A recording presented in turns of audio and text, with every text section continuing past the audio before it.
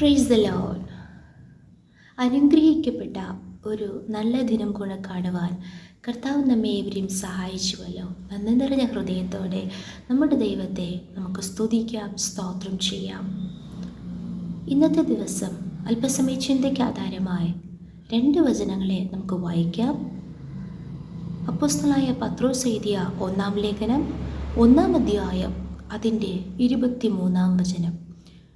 കെടുന്ന ബീജത്താലല്ല, കെടാത്തതിനാൽ ജീവനുള്ളതും നിലനിൽക്കുന്നതുമായ ദൈവവചനത്താൽ തന്നെ നിങ്ങൾ വീണ്ടും ജനിച്ചിരിക്കുന്നു. ഒരു വചനം കൂടെ നമുക്ക് വായിക്കാം. വിശുദ്ധ ലൂക്കോസ് എഴുതിയ സുവിശേഷം 3-ാം അധ്യായം അതിൻ്റെ 17-ാം വചനം. വീശുമുറം അവൻ്റെ കയ്യിലുണ്ട്, അവൻ കളത്തെ മുറ്റും വെടിപ്പാക്കി ഗോതമ്പ് കളപ്പുരയിൽ കൂട്ടിവെക്കുകയും പതിർ കെടാത്ത തീയിലിട്ട് ചുട്ടുകളയുകയും ചെയ്യും. എന്നെ ശ്രവിക്കുന്ന എല്ലാ പ്രിയ ദൈവമക്കൾക്കും യേശു ക്രിസ്തുവിൻ്റെ നിസ്തുല്യ നാമത്തിലുള്ള എൻ്റെ സ്നേഹവന്ദനങ്ങൾ. ഈ ദിവസത്തിലും കർത്താവ് നമ്മോട് സംസാരിക്കുന്ന 2 കാര്യങ്ങൾ ഇന്നത്തെ ചിന്തയ്ക്ക് ആധാരമായി. ഒന്ന്, കെടുന്ന ബീജം, ഇല്ല എങ്കിൽ കെടുന്ന വിത്ത്. മറ്റൊന്ന്, കെടാത്തതായ ദൈവവചനമെന്ന വിത്ത്. വേറൊരു ചിന്ത, കെടാത്ത ദൈവവചനം എന്ന വിത്തും കെടാത്ത തീയും. Praise the Lord. നാം 1-ാമത് വായിച്ച വചനത്തിൽ നാം വായിച്ചു, കെടുന്ന ബീജത്താലല്ല. നമുക്കറിയാം, കെടുന്ന ബീജമെന്ന് പറയുമ്പോൾ അത് ശാരീരികമായ ഒരു വർധനവിനെയും ഒരു ജനനത്തെയും കുറിക്കുന്നു. അതിനാലല്ല, കെടാത്തതിനാൽ ജീവനുള്ളതും നിലനിൽക്കുന്നതുമായ ദൈവവചനത്താൽ തന്നെ നിങ്ങൾ വീണ്ടും ജനിച്ചിരിക്കുന്നു. അതിൻ്റെ അർത്ഥം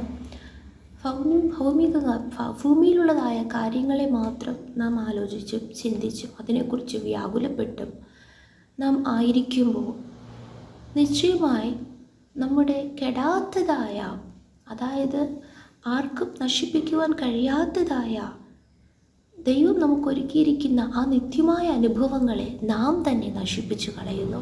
നമുക്കത് പ്രാപിക്കുവാൻ കഴിയത്തില്ല. ആയതിനാൽ ഈ നാളുകളിൽ കെടുന്ന ബീജത്തെക്കുറിച്ച് അല്ലെങ്കിൽ ഭൂമിയിൽ നശിച്ചു പോകുന്ന കാര്യങ്ങളെക്കുറിച്ച് ചിന്തിക്കുന്നതിലും വിഷമിക്കുന്നതിലും കാലുപരി ഈ നാളുകളിൽ കെടാത്ത ദൈവവചനം പ്രമാണിക്കുകയും വചനപ്രകാരം ഒന്നുകൂടെ ഒരു വീണ്ടും ജനനം പ്രാപിക്കുവാൻ, ഒരു പുതിയ സൃഷ്ടിയായി മാറുവാൻ നമ്മെ തന്നെ ദൈവകരങ്ങളെ ഏൽപ്പിച്ചു കൊടുക്കാം. ഭൂമിയിലുള്ളതായ പല കാര്യങ്ങളും പുതിയതൊന്ന് നമുക്ക് കാണണമെന്ന് നാം ആഗ്രഹിക്കുന്നവരാണ്. നിശ്ചയമായി കർത്താവ് നമ്മുടെ ആഗ്രഹങ്ങളെ സാധിപ്പിക്കും. കർത്താവ് നമ്മുടെ ആഗ്രഹങ്ങളെ തള്ളിക്കളയുന്ന ദൈവമല്ല. എന്നാൽ ഒന്നാമതായി ഈ അന്ത്യകാലത്ത് കർത്താവ് ആഗ്രഹിക്കുന്നത് നാം കെടാത്തതായ ആ ദൈവവചനത്തെ നാം പ്രമാണിക്കുമെങ്കിൽ, പ്രിയ ദൈവമക്കളെ, ഒരു ന്യായവിധിയുണ്ട്. അതാണ് ലൂക്കോസ് എഴുതിയ സുവിശേഷം 3-ാം അധ്യായം 17-ാം വചനത്തിൽ നാം വായിച്ചത്. വീശുമുറം അവൻ്റെ കയ്യിലുണ്ട്. അതെ, വീശുമെന്നും മുറമെന്ന് കുറിക്കുന്നത് അത് കെടുന്നതും കെടാത്തതുമായ, അല്ലെങ്കിൽ ആമേൻ സ്തോത്രം, നല്ലതും തീയതുമായ കാര്യങ്ങളെ വേർപിരിക്കുന്നതാണ്. അതാണ് നമ്മുടെ കർത്താവായ യേശു ക്രിസ്തുവിനെ കുറിക്കുന്നു. നമ്മുടെ കർത്താവായ യേശു ക്രിസ്തു നീതിയുള്ള ന്യായാധിപതിയായി എത്രയും വേഗം വെളിപ്പെടും. ഹല്ലേലൂയ. ന്യായാധിപതിയായി കർത്താവ് ഈ ഭൂമിയെ ന്യായം വിധിക്കും. മാത്രമല്ല, അവൻ കളത്തെ മുറ്റും വെടിപ്പാക്കി. കളമെന്ന് പറയുമ്പോൾ ഈ ലോകത്തെ കുറിക്കുകയാണ്. ലോകത്തിലുള്ള ജനങ്ങളെ വെടിപ്പാക്കി ഗോതമ്പ് കളപ്പുരയിൽ കൂട്ടിവെക്കുകയും. ഇവിടെ ഗോതമ്പെന്ന് കുറിക്കുന്നതും നമ്മൾ അവിടെ കെടാത്തതായ വചനമെന്ന വിത്തും ഏകദേശം സെയിം തന്നെയാണ്. അപ്പോൾ ആ വചനപ്രകാരം ജീവിക്കുന്നവർ ഇവിടെ ഒരു ഗോതമ്പ് മണിക്ക് തുല്യരാണ്. ഹല്ലേലൂയ. ഗോതമ്പ് അന്ന് കളപ്പുരയിൽ കൂട്ടിവെക്കും.